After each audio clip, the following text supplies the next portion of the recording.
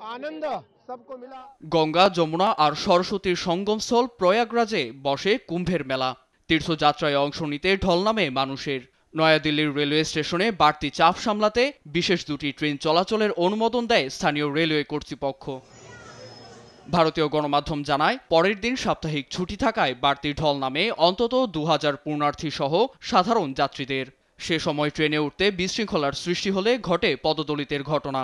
রয়টার্সের ভিডিওতে দেখা যায়, পরিস্থিতি নিয়ন্ত্রণে দ্রুত পদক্ষেপ নেয় আইনশৃঙ্খলা বাহিনী। ট্রেন দেরিতে আসায় 10 থেকে 15 মিনিটে যাত্রীর চাপ বেড়ে যায়, যার জন্য দুর্ঘটনাটি ঘটে।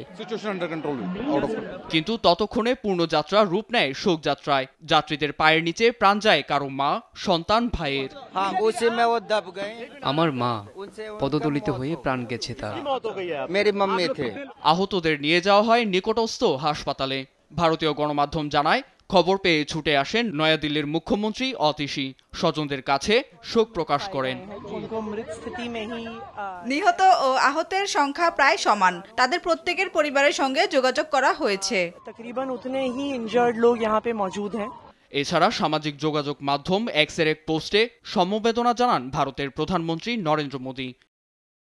নীরব দাস, নিউজ ডেস্ক, দেশ টিভি।